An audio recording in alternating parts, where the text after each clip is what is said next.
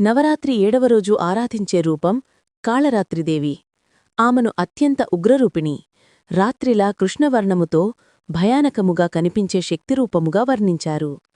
కాని ఈ రూపంలోనికి చూస్తే ఆమె అజ్ఞానం, భయం, అంధకారంను తొలగించే దయామయి తల్లి. మహిషాసుర వధ తరువాత మహిషాసురుడు నాశనమైన తరువాత కూడా శుంభుడు, నిశుంభుడు అనే రాక్షసులు దేవలోకాలను దాడిచేశారు.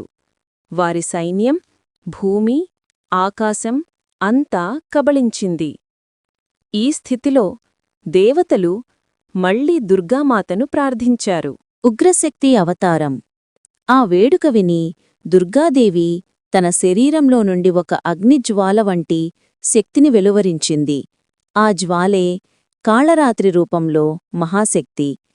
ఆమె వర్ణం నల్లగా, జటాజూటముతో, 3 కన్నులతో, ఉగ్రరూపముతో కనిపించింది. ఆమె శ్వాసతో అగ్నిజ్వాలలు బయలుదేరుతున్నాయి. ఆమె వాహనం గాడిద, గర్దభరాజు. రాక్షస సంహారం. కాళరాత్రి భూమ్మీద విరజిల్లగానే రాక్షసులందరూ భయంతో వణికిపోయారు. శుంభుని, నిశుంభుని సైన్యాన్ని ఆమె దహనం చేసింది. ఉగ్రరూపములో కనిపించిన భక్తుల రక్షణ కోసమే ఈ రూపం అవతరించిందని గ్రహించారు. భక్తులకు ఫలితం. కాళరాత్రి దేవిని పూజించేవారికి అజ్ఞానం తొలగిపోతుంది. భయం, ఆందోళన, అడ్డంకులు తొలగుతాయి. జ్ఞానం, ధైర్యం, ఆత్మవిశ్వాసం కలుగుతాయి. అంతరంగంలో ప్రకాశం వెలుగుతుంది. సారాంశం.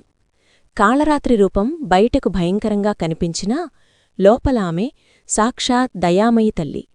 ఆమె భక్తులను కష్టాల నుండి తప్పించి జ్ఞానమార్గంలో నడిపిస్తుంది. Friends, please subscribe, like, share and comment మన ఛానల్.